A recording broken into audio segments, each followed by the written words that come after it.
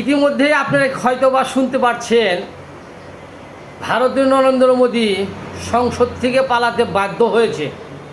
ছাত্র আন্দোলনের মাঝখানে থেকে তিনি পালাতে বাধ্য হয়েছেন এবং আপনারা দেখতে পাচ্ছেন ভিডিওতে কী পরিমাণ ছাত্র আন্দোলন করছেন।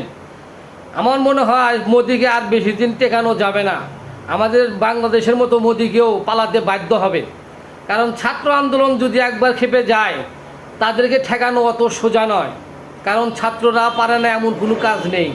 আমাদের বাংলাদেশ থেকে যেরকম শেখ হাসিনা ছাত্র আন্দোলনে পালাতে বাধ্য হয়েছেন, ঠিক তেমনি নরেন্দ্র মোদীকেও দেশ থেকে পালাতে বাধ্য করবেন এই ছাত্ররা যদি বেশি খেপে যায়।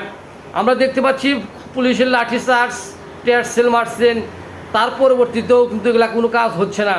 এখন দেখতে পাচ্ছি যে সাধারণ জনগণ পুলিশের উপরে খেপেছেন, পুলিশকে মারধর করছেন।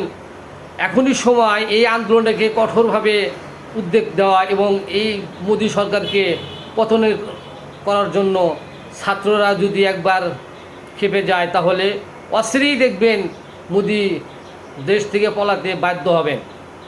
কারণ মোদী সরকার এই মুসলমানদের প্রতি যে নিষ্ঠুর অত্যাচার করেছেন তার সময় এসেছে। আল্লাহ তাআলা তার সময়টা হয়তোবা শেষের দিকে চলে আসলেন, যার কারণে মোদী সরকারের এই পরিস্থিতি। আমরা সবাই দোয়া ও প্রার্থনা করি যেন এই মোদী সরকার অতি দ্রুতই সংসদ থেকে পদত্যাগ করেন। এই শুভকামনা করেই আমার বক্তব্য এখানে শেষ করছি। আসসালামু আলাইকুম।